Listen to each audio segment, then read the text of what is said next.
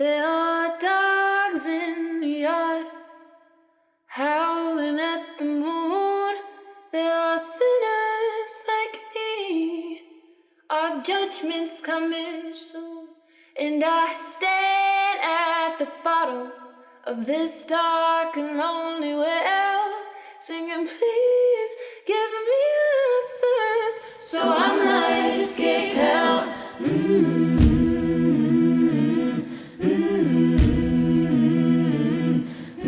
I watched from my window as they gunned down the men. Try to say it's not my problem, couldn't happen to my friends, but the truth is they're my brothers and they're my countrymen.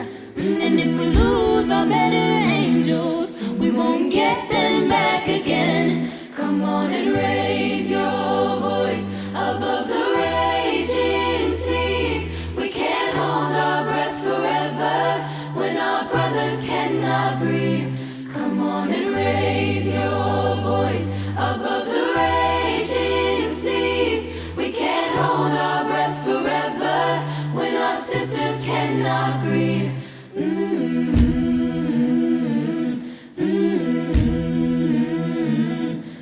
When I lived outside Atlanta, in Durham and Nashville, I spent years in California, in the valleys and the hills. And they say we fixed the problem, yeah, we all live the dream. But when shots ring out in Charleston, tell me who are the ones that bleed? Come on and raise your voice above the raging seas. We can't hold our breath forever when our brothers cannot breathe.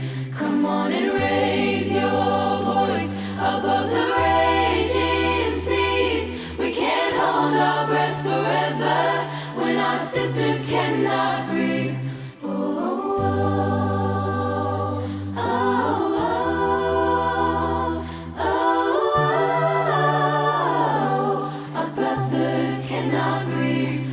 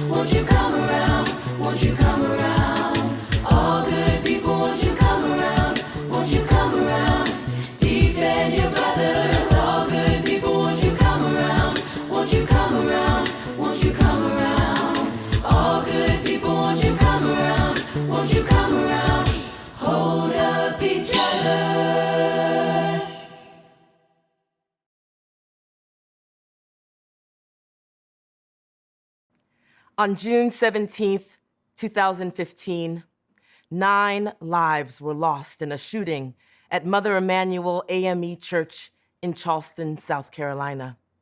The folk rock band Delta Ray wrote and performed All Good People as a call to action to end violence and to bring attention to the value of Black lives.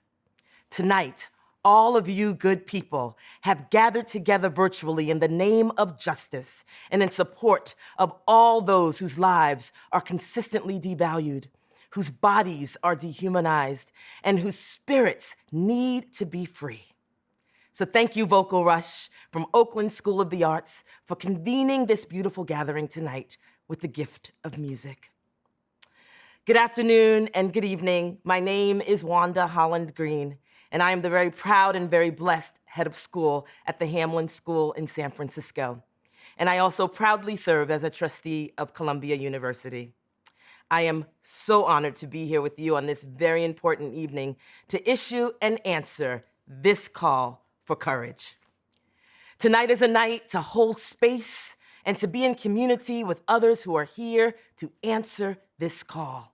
Whether you've joined because you're hurting, or if you're a frontline service provider working under difficult conditions to provide safety and protection, or you're a longstanding ally and friend to the Futures community, or you'd just like to learn more, thank you for joining us tonight.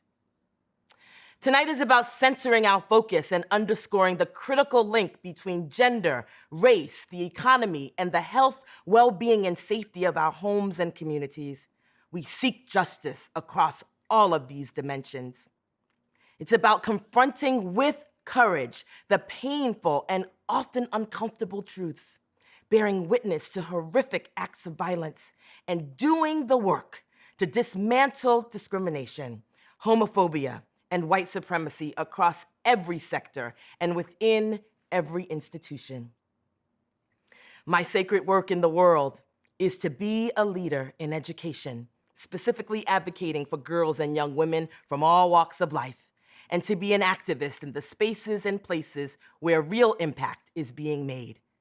That's why I love Futures Without Violence. Led by the incomparable Esther Solar, this is a place where I see the marriage of purpose and courage. And oh, it's a beautiful sight to see.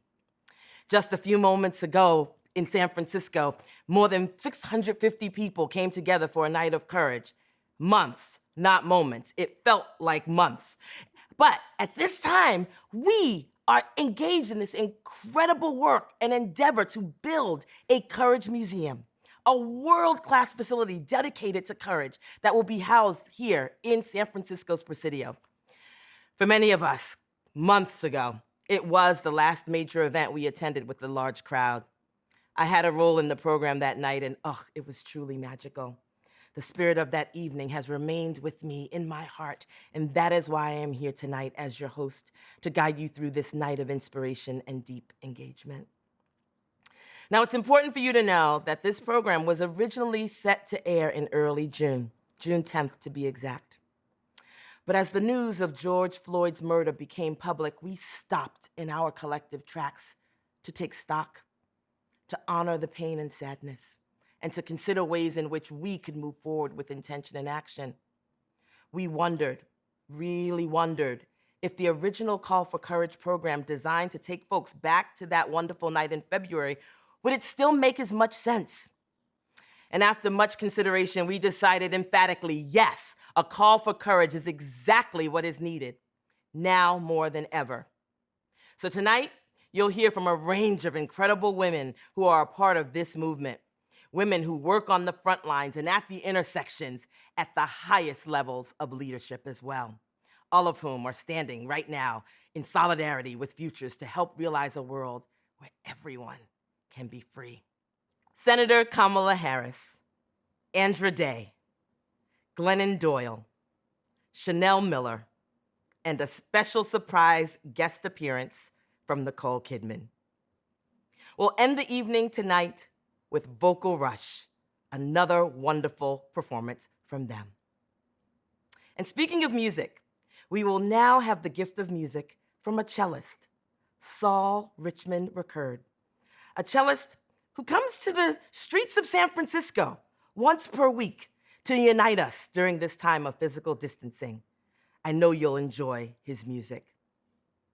And finally, after Saul, you'll hear from the incomparable founder and president of Futures Without Violence, Esther Solar. Thank you.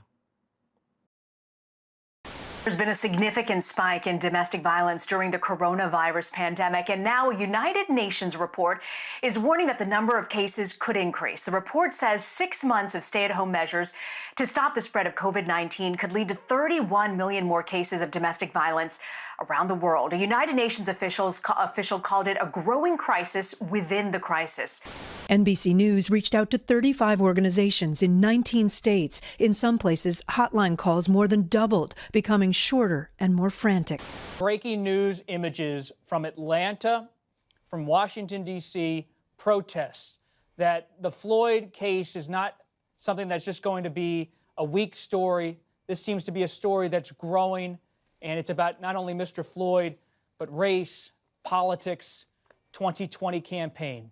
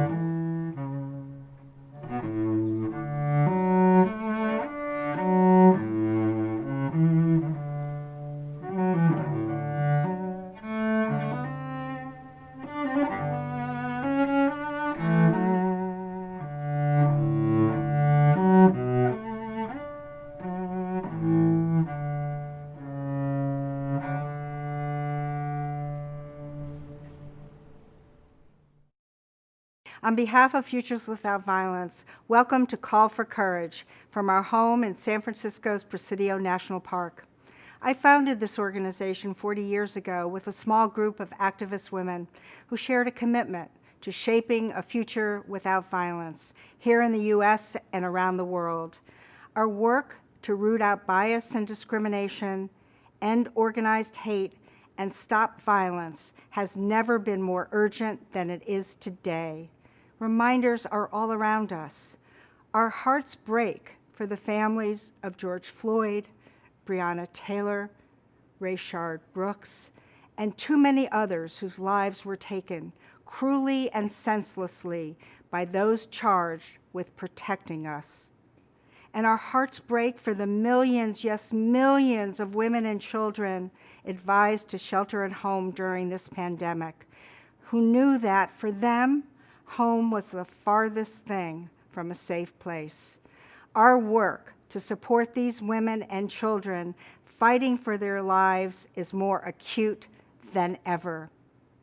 And let's be clear, women throughout the world are demonstrating tremendous courage while bearing the brunt of COVID-19, whether it's answering the call to shelter in place despite personal economic harm, or stepping up as first responders and essential workers while navigating significant childcare challenges.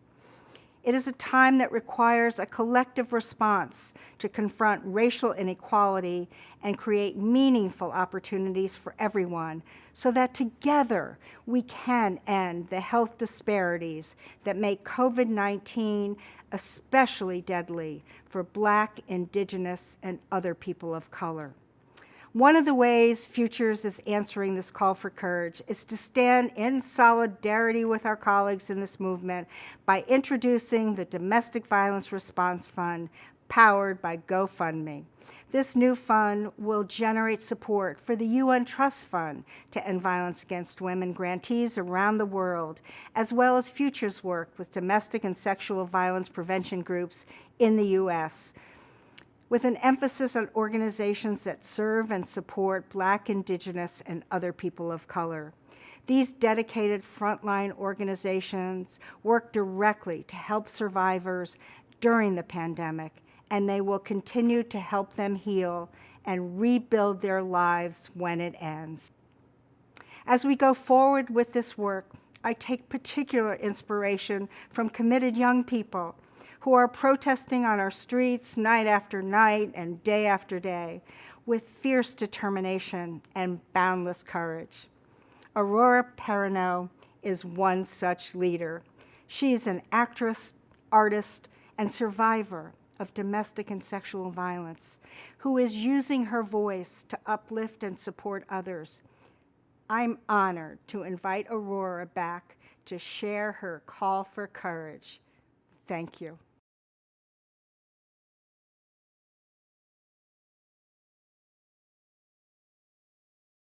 I've never been all that good at talking about my feelings. My shyness and my fear of taking up space often gets the best of me. But today, I know that I am in a room filled with strong survivors and their supporters, and I feel safe.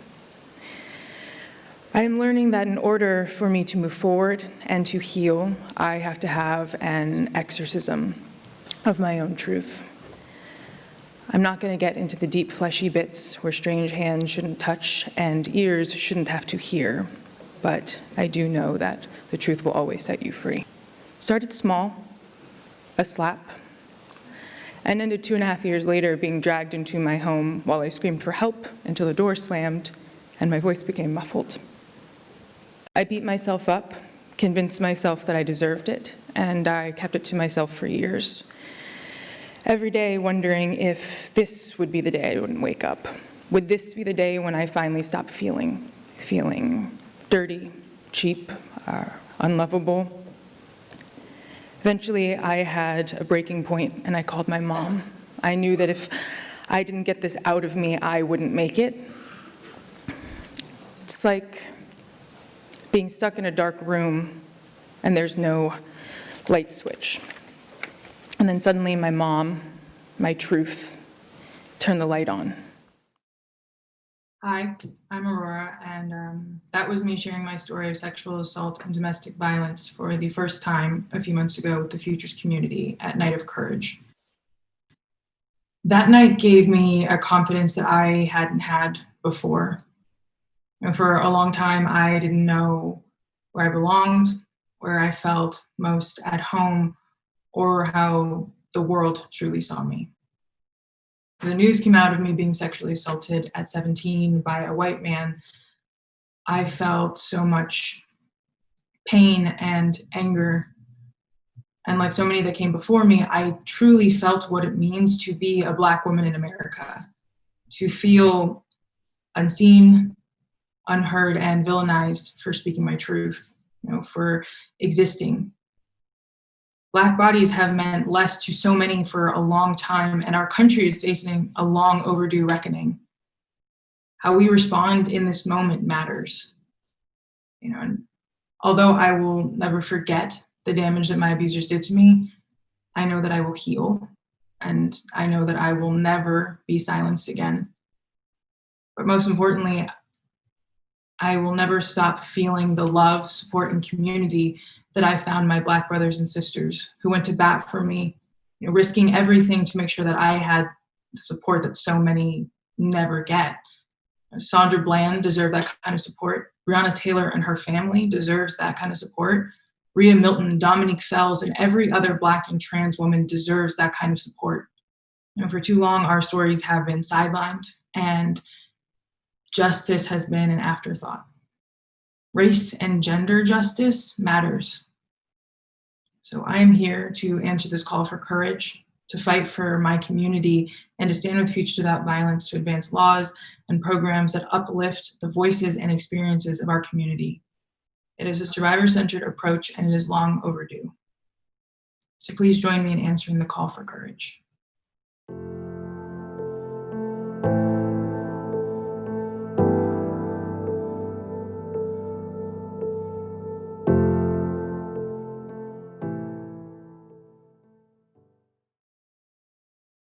Hello, my name is Amanda Gorman, and I am the inaugural Youth Poet Laureate of the United States. I am very grateful to share this poem with Futures Without Violence because I truly believe that being at home at this time, sheltering in place, particularly when you're a survivor of continued domestic abuse, is in itself an act of courage. It is an act of bravery to wake up every morning and see the sun. This is called The Miracle of Morning.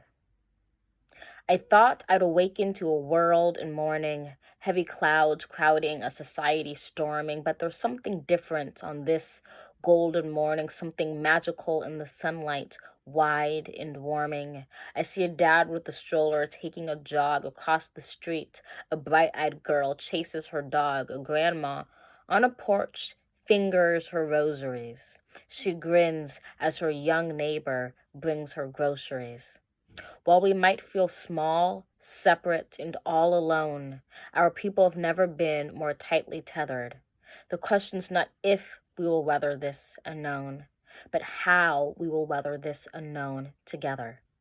So on this meaningful morn, we mourn and we mend like lights. We can't be broken even when we bend. As one, we will defeat both despair and disease. We stand with healthcare heroes and all employees, with families, libraries, waiters, schools, artists, businesses, restaurants, and hospitals hit hardest. We ignite not in the light, but in lack thereof. For it is in loss that we truly learn to love. In this chaos, we will discover clarity. In suffering, we must find solidarity. For it is our grief that gives us our gratitude, shows us how to find hope if we ever lose it. So ensure that this ache wasn't endured in vain. Do not ignore the pain. Give it purpose.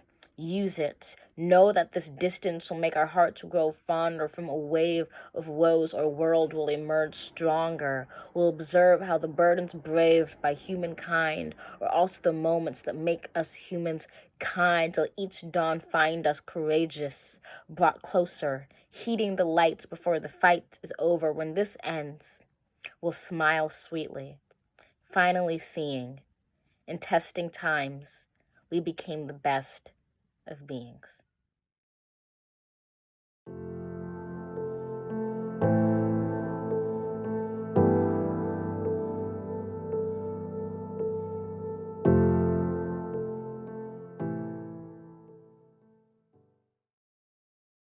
Hi, my name is Eloise Cepeda, and I'm an advocate in Austin, Texas. And I work with victims and survivors of domestic violence, sexual assault, and human trafficking. I am also a survivor. I am a child and adult survivor of domestic violence and sexual assault. Since COVID-19 tore into our community, I've had to change the ways that I work with survivors to maintain their trust and their safety. Most everything is now done virtually, including safety planning, counseling, court proceedings, and so much more. But doing things virtually isn't safe for everyone, especially when the person that is hurting you or your children may be sitting in the next room or even in the same space as you. It's up to us to stop the cycle for our babies. It's up to us to model what true courage looks like. It's important to recognize race and culture and spirituality and individuality. So, on behalf of survivors and advocates across the country, I say thank you.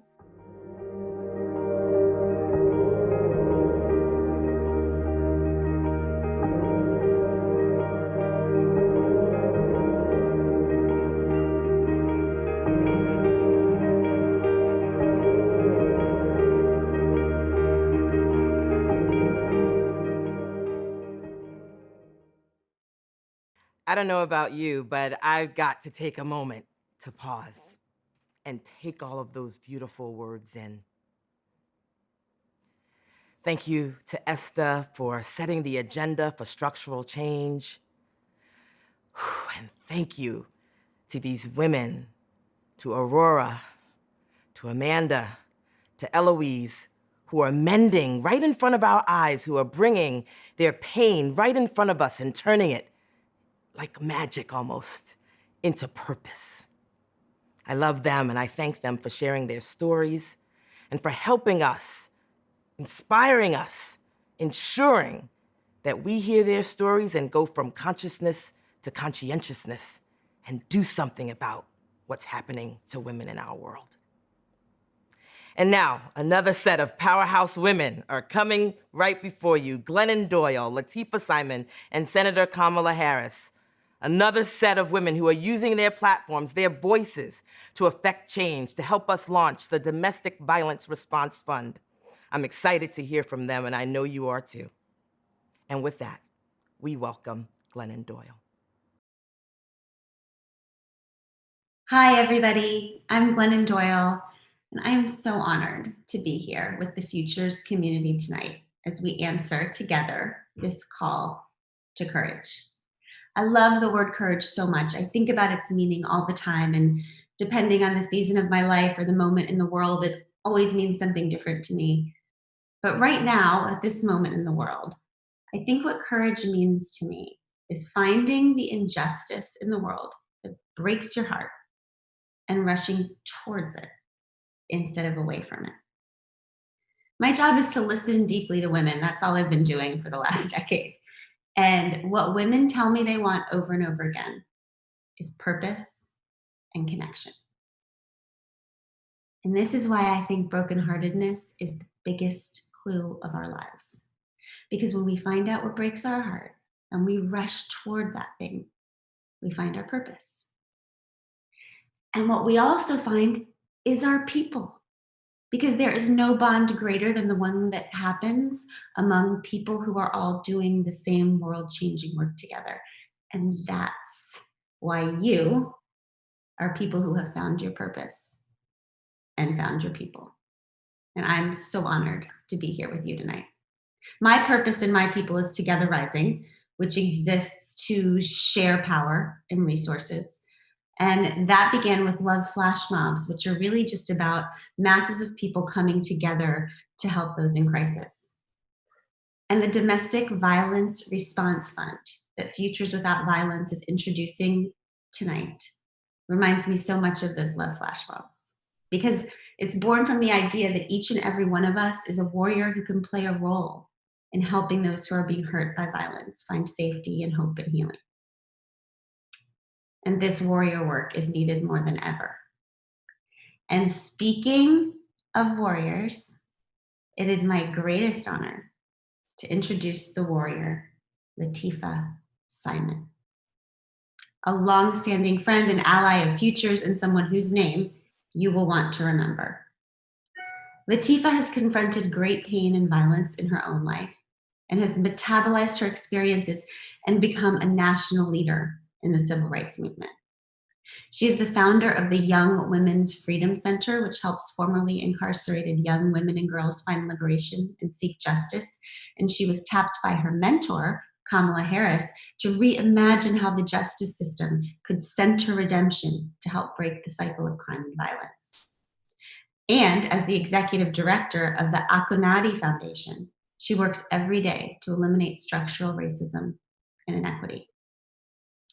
But that's not all. Just last week, Lateefah was asked by California's Governor, Gavin Newsom, to lead their state's work on police reform.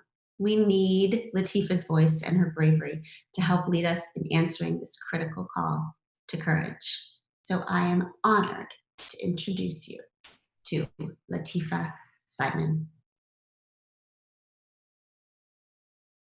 Glennon, wow, thank you so much. Thank you for that introduction. You know, it's your work, your words, your writing. There's so much courage and fierceness in your words and in your activism. And we're all so inspired by your work. Thank you for being here. You know, we're at a time in this country and frankly around the world where there's no going back. Racialized terror, the increased numbers of violence in our homes, on our streets, in our communities, the uncertainty of tomorrow, and frankly of today. It's going to take a lot of courage for us to get to the other side. And why I'm with you all here tonight is because I have actually been working with this amazing organization.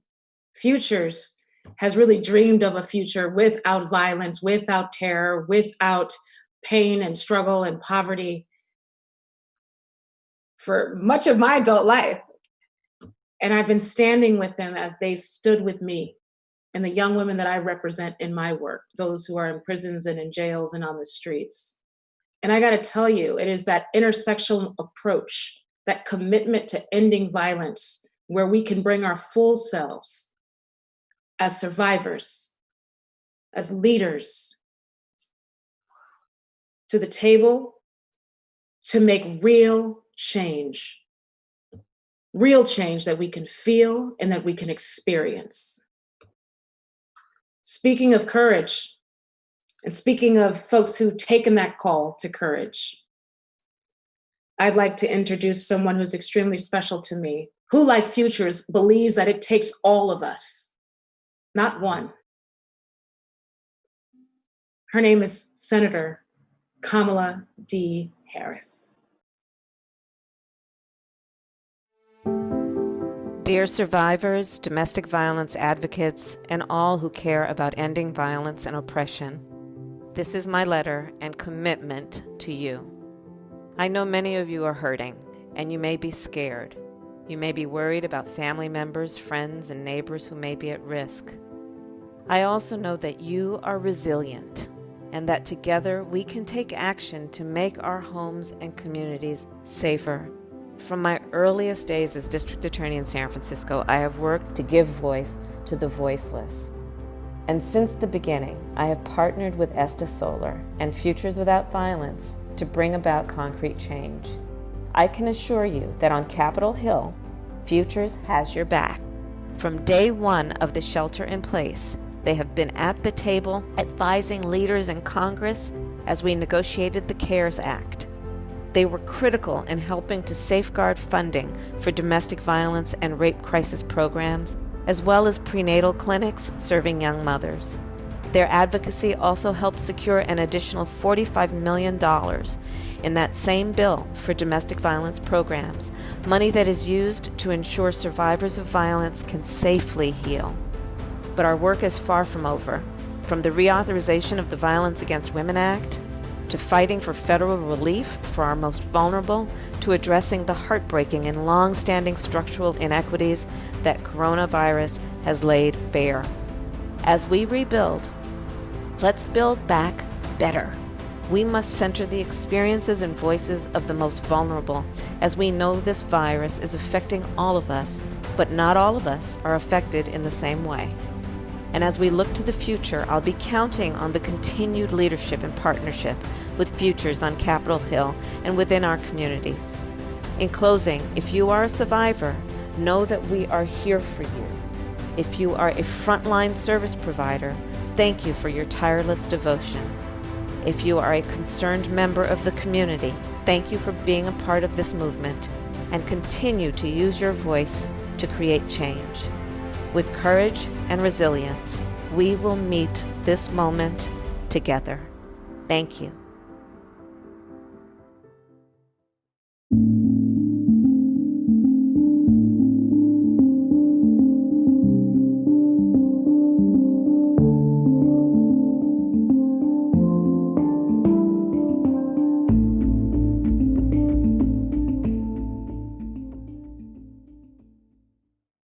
Hi, everyone. I'm Dr. Nina McConico, Executive Director of the Child Witness to Violence Project at Boston Medical Center, where we provide counseling and support services to young children between the ages of birth and 8 years old and their caregivers who have experienced domestic violence. I know that many people say that all of us are in the same boat together, but from our work that we do, that couldn't be further from the truth. Many of our families don't have adequate internet access. They are also having to choose between going to work to meet their basic essentials, like putting food on their table and keeping their lights on, or staying home and not getting paid. Children and their caregivers are scared during this time. Children are scared that their family members are going to become sick and die. They're scared that the violence at home is going to begin again, and their sense of safety and comfort has been completely shattered. But thankfully, we have been able to continue to provide the high quality evidence-based services for our children and families during this time. And our partnership with Futures Without Violence has always been important to us, but has proven to be even more so during this time.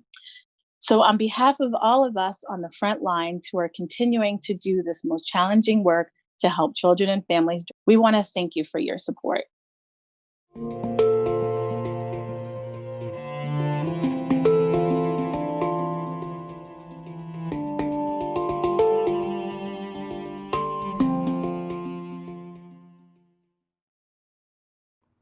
We're about halfway through tonight's program, filled with inspiration and deep engagement, and Glennon Doyle's words, purpose and connection, are resonating with me. I hope those words are also resonating with you and that you are feeling a deep sense of purpose, a call to courage, and a sense of connection with all of those warriors who have joined us tonight. Thank you, Glennon Doyle. Thank you to the Bay Area's own Queen Latifah. Thank you so much to Senator Harris. We love you. And thank you to Dr. Nina McConico. She's from Boston. I used to live in Boston, and I know that there's great work to be done there. And as an educator myself, she's reminding me that there are children who are home during this time of physical distancing and remote learning, and those children are in spaces that are causing harm and witnessing violence, and it's time to go back to school. And Dr. Nina is reminding us of something I said earlier in the program about the interconnectedness of race and gender and class and health and well-being.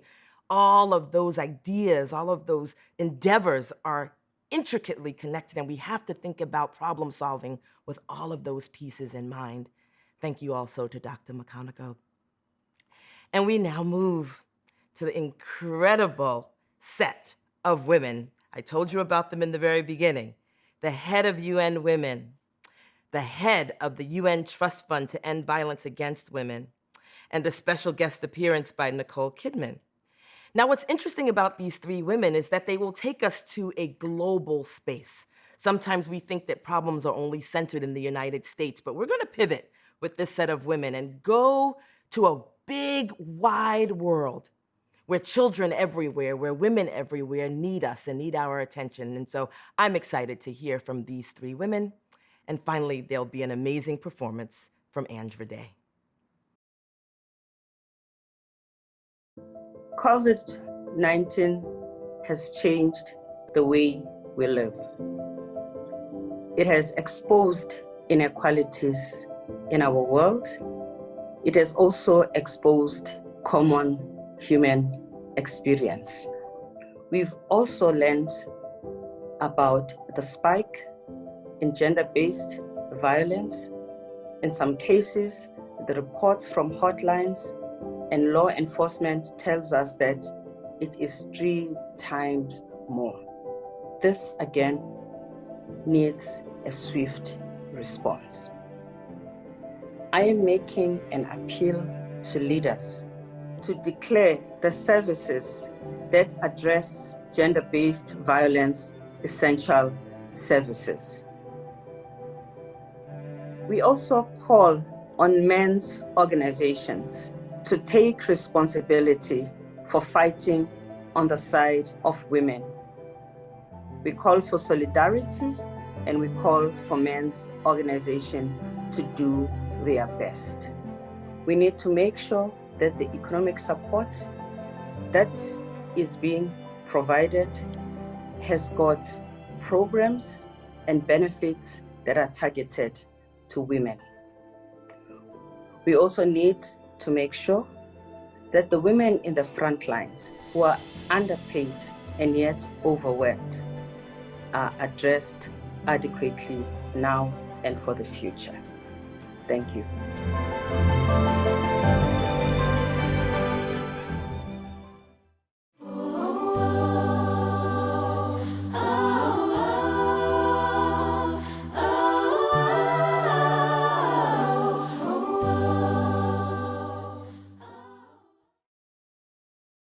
So today, as a UN Goodwill Ambassador, I am honoured to be able to launch the Domestic Violence Response Fund, which is going to benefit the transformative work of 2 organisations that I have worked alongside for many years. They are the UN Trust Fund to End Violence Against Women and Futures Without Violence. Together, these 2 organisations are going to help end domestic violence by getting critical funds to those organisations who are working directly with those who are suffering. Please join me in standing together with those who are on the front lines, working tirelessly to support them. Thank you.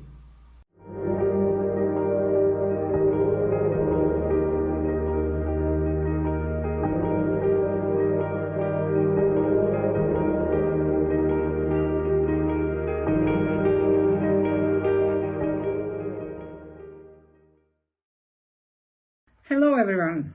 It is a great pleasure to be able to address you today on behalf of the UN Trust Fund to End Violence Against Women and Girls. Please allow me to start by thanking Futures Without Violence for selecting us as their international partner. Big thank you. And of course, another big thank you goes to Ms. Nicole Kidman as a long-standing supporter and a friend of the UN Trust Fund to End Violence Against Women. You know, working together on the issue of violence against women and girls is essential, always.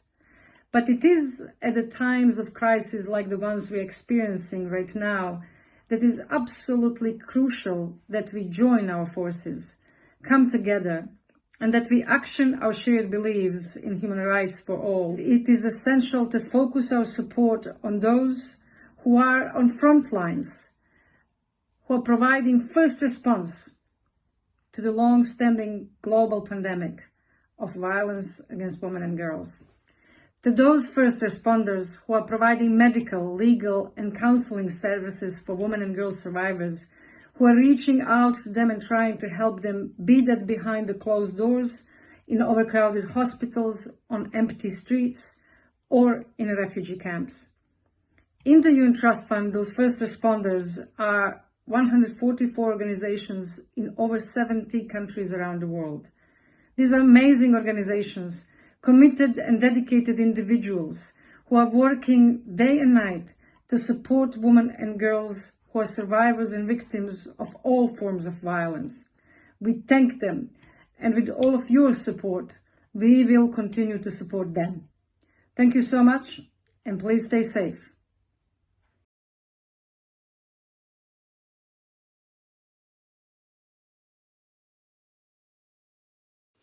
Peace and blessings, everyone. Andrew Day here. I just want to say thank you so much, and I'm so honored for that you all are allowing me to be a part of this important call for courage. You know, this time is just inexplicable, and like you guys, I'm devastated at the loss of life as a result of this pandemic. I'm also heartbroken at how many people are at home dealing with domestic violence and child abuse right now as a result of being trapped in their homes because of this pandemic. And so I thank you all so much for dedicating and sometimes risking your lives to help those dealing with domestic violence and child abuse seek safety and seek justice during this time. This song is for you guys and for the victims.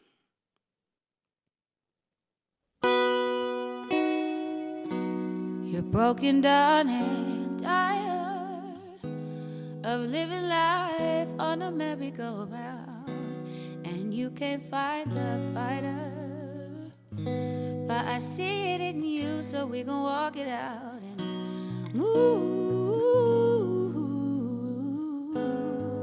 mountains. We gon' walk it out and move mountains.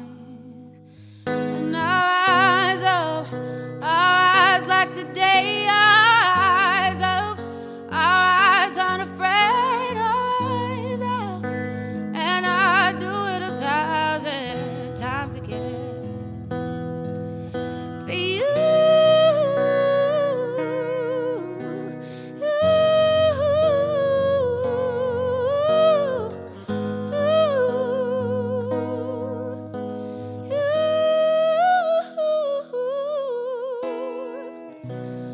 Silence isn't quiet, and it feels like it's getting hard to breathe. And I know you feel like dying, but I promise we'll take the world to its feet and move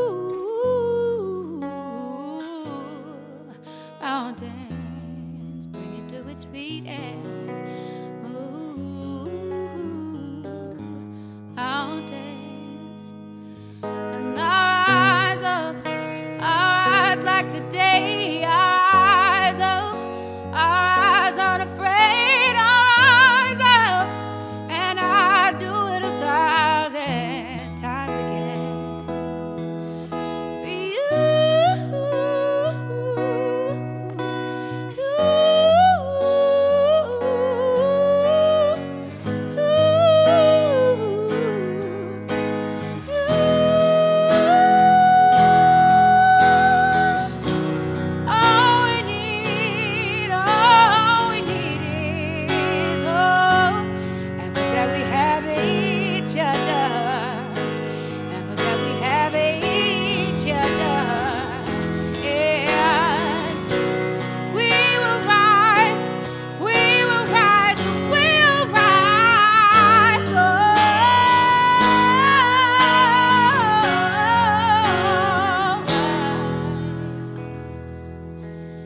I'll rise up, I like the waves, I will rise. In spite of the ache, I will rise 1,000 times again. And we'll rise up, I like the waves, so we'll rise up. In spite of the ache, we'll rise up, and we'll do it 1,000 times again.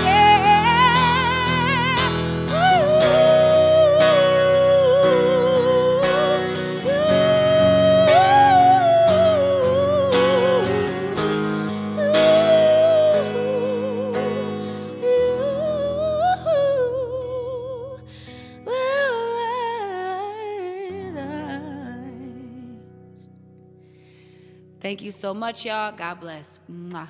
Bye.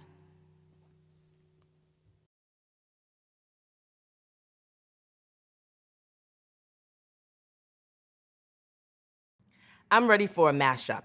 I can still hear Vocal Rush, All Good People, and now I'm hearing Andra Day. So here's my mashup. All good people, rise up. Wherever you are in your home right now, I think you should get your checkbook, your credit card. I'm ready to give to these funds. If you're looking for a way to feel purposeful in the world right now when everything feels so out of control, generosity is a form of activism. And as we look at this amazing effort, the Domestic Violence Response Fund, and we're looking at ways to be effective and purposeful and to reclaim that sense of efficacy, I don't know about you, but I'm going to be first in line to giving to these funds. So important as we look at the UN Trust Fund to End Violence Against Women, and we look at the work that Futures is doing, all of the resources that are given tonight and in the future will be directed evenly between these two organizations. So I'm really interested in all of you getting interested in what we're talking about tonight in tangible ways. I know I can't see all of you, but I feel you and I feel your spirit, and I ask you to give in the ways that are meaningful for you. So let's go back to February. I was in the room where it happened. I remember hearing Chanel Miller. I remember hearing, I'm going to try not to cry. I'm in real time right now. I remember hearing the conversation between Chanel and Nina Kim. And I remember the conversation they had, and I don't know if you've read Chanel's memoir, but I remember her talking about the importance of family and the importance of support and truth and strength. And we thought it would be a good idea to go back to those two women as a follow-up, to ask ourselves what's going on now, and the two women graciously said yes. And you'll hear that follow-up in just a few moments.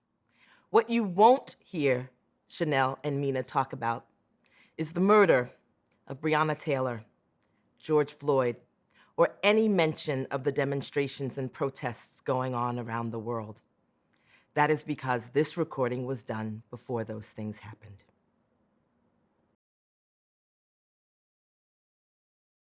Chanel, it is so great to be with you again. I mean, the last time that we were together was in February, which just feels like a lifetime ago, doesn't it?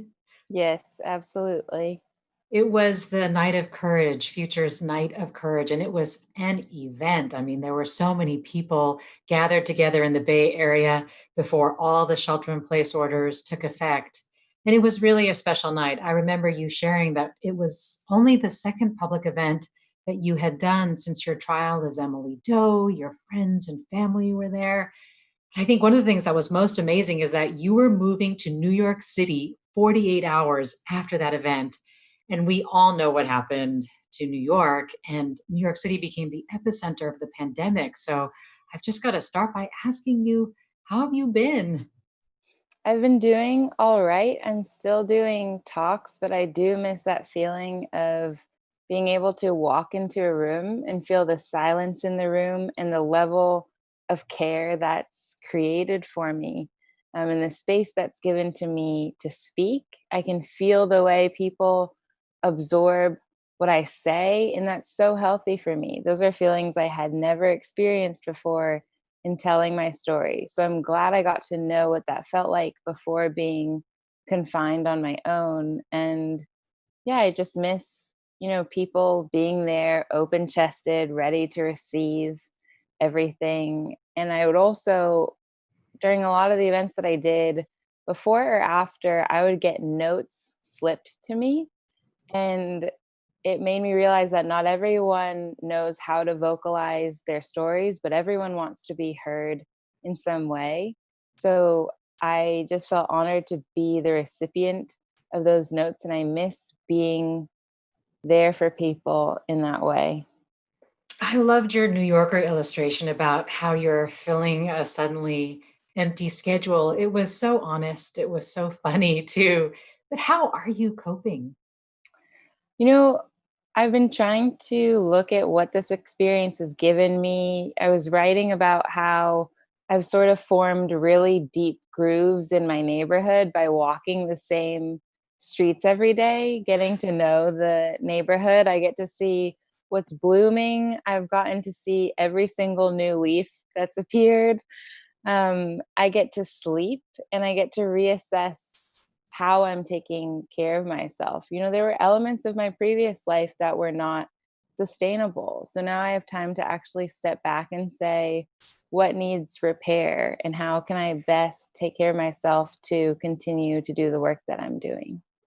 Chanel, your book, Know My Name, is now out internationally, which is wonderful. And I bet there are a lot of people who are reading it for the first time as they're sheltering in place. And for many survivors of trauma, that has an even more complicated impact. What response are you getting to your book? Yeah, I've seen so many people posting the book online, and I was really surprised because I would think there would be sort of an aversion to entering a story this heavy and doing that internal work that it requires, especially when you might not have your regular support systems in place. But what I've been finding is that people sort of look at the book like a contained space, and they're entering into the structure of my narrative. So you can revisit your emotional landmarks of your own story while I'm guiding you through, and then you'll emerge somewhere else at the end. I think people trust me to take them to those hard memories and know that I will not abandon them there, that it's actually going to be a process and a journey that they'll go with me on so that they can emerge somewhere else. And I think with the Courage Museum, I envision a similar phenomenon happening where you can enter into this space and walk through and bear witness to different stories. And you can learn more about yourself within the context of these stories.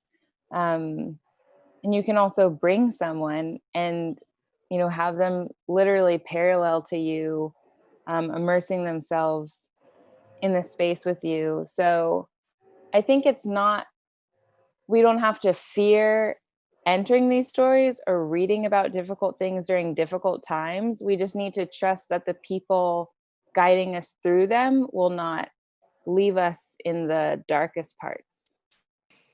How are you dealing with the negative emotional toll this is taking, is what another person wanted to know. Mm, I'm definitely, I'm paying attention to it, and I am never assigning myself failure for being able to show up in a certain way or complete a set number of tasks. I'm being easier on myself. I think there's a thread of trauma going on through all of this, um, that takes us a while to realize. I think the lockdown was so abrupt psychologically. It was a very strong reminder that oftentimes in life we're not given the chance to say goodbye to our old lives. We're never alerted, hey, this is the last time you'll be doing something or seeing someone. And sort of life changes quickly, and then you have to spend a lot of time catching up to it. So that reminder can be really unsettling, and you also have to just be gentle with yourself as you're catching up to this new reality.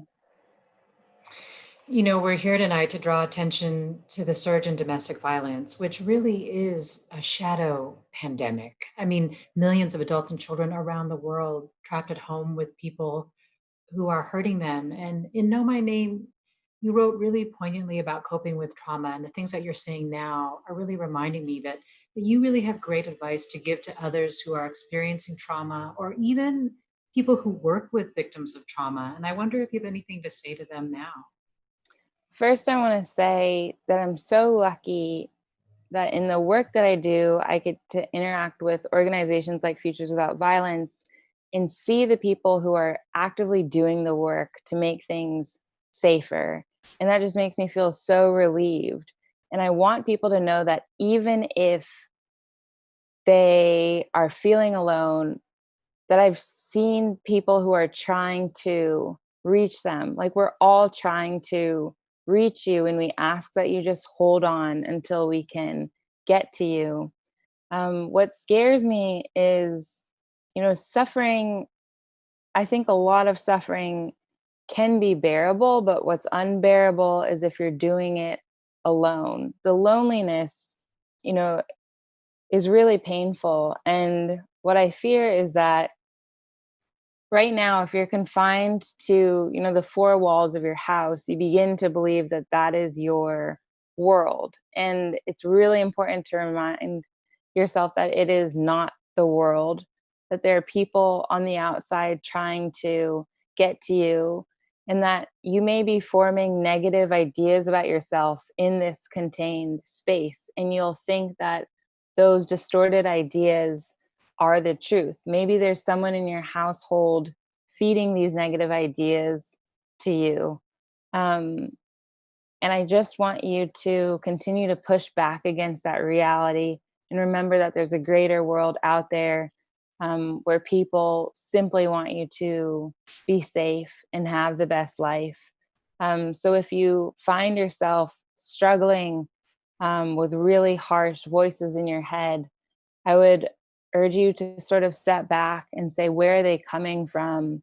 And do I need to accept them? And can I simply look at them without assigning these things to my identity? So even though we're confined, I think there are ways to continue to free up your mind, and just know that we're all out here doing work. Well, Chanel, at February's Night of Courage event, you unveiled an incredible illustration, and it really portrayed the role courage has played in your journey. And it ended with a beautiful line: love is where courage is born. And you could really feel the impact of that line on the audience. And so the team at Futures asked if they could collaborate with you to bring the illustration to life. And tonight, we have the pleasure of being part of the national debut of this piece. It's an animated short created just for us right now. So let's go to it.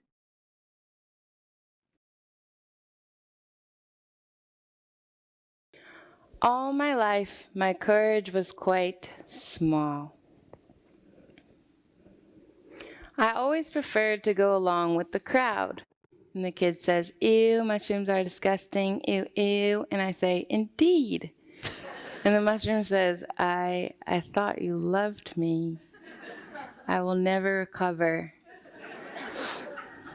And little courage sighs.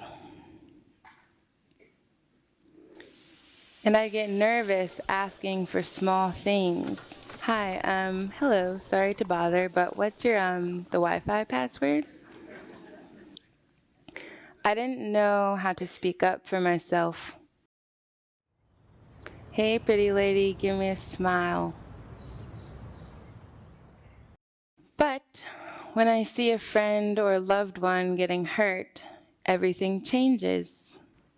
So we're talking, and a guy comes, and he says, where have you been? Look at me when I'm talking to you. Hey.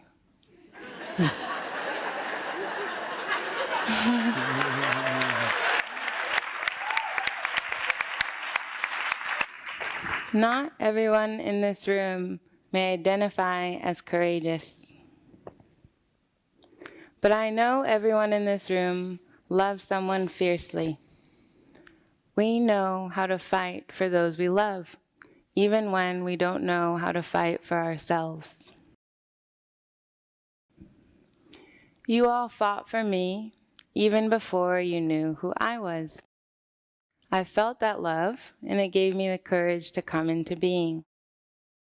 But there are many more me's out there, and we must do everything in our power to help them. If you ever question your ability to make a difference, just remember, you did it for me. You can do it for them, and you can do it for you. Love is where courage is born. Start there, and you'll have everything you need to fight for whatever beautiful future you believe in. Thank you.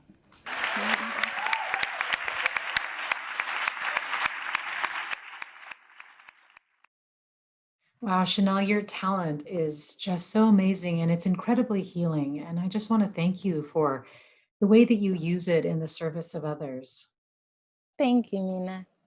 And I know the Futures team is so grateful for your ongoing partnership with them and your commitment to them and the Courage Museum. Really great to be with you again, Chanel.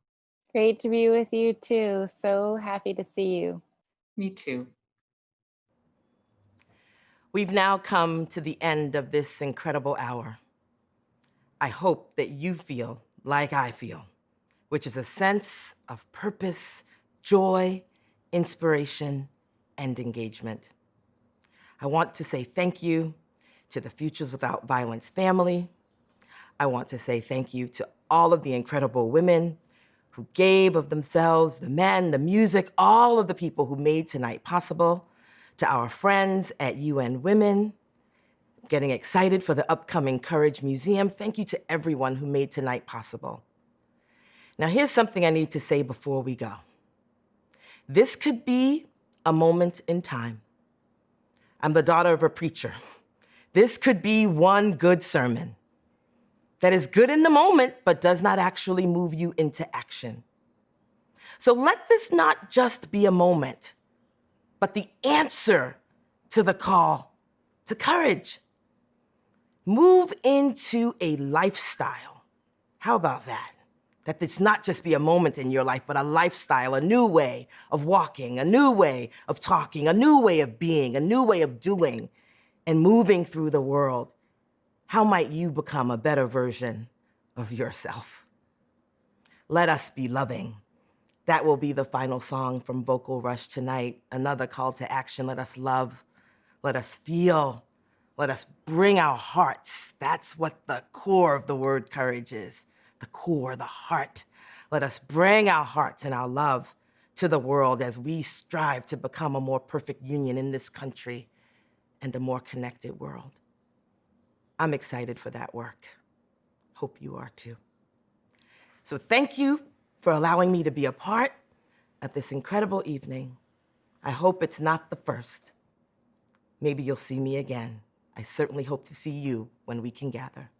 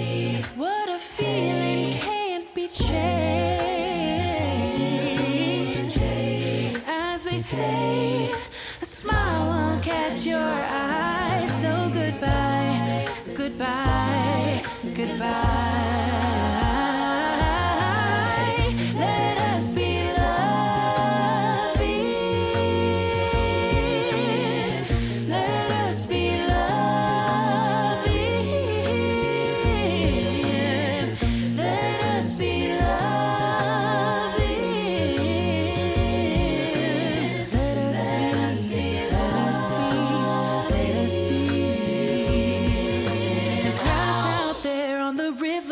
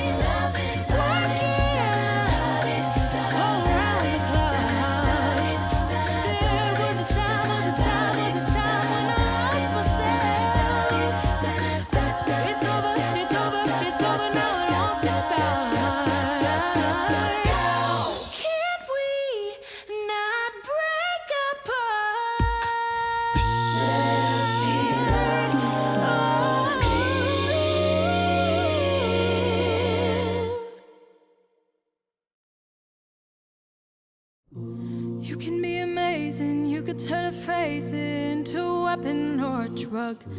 You can be the outcast or be the backlash of somebody's lack of love. Or you can start speaking up. Nothing's gonna hurt you the way the words do when they settle beneath your skin. Kept on the inside and no sunlight, sometimes a shadow wins. But I wonder what would happen if you say what do you wanna say and let the words fall out. Honestly, I wanna see you be brave. What do you wanna say and let the words fall out. Honestly, I wanna see you be brave. Everybody's been there, everybody's been stared down by the enemy, fallen for the fear and done some disappearing, bow down to the mighty. Don't run, just stop holding your tongue. Maybe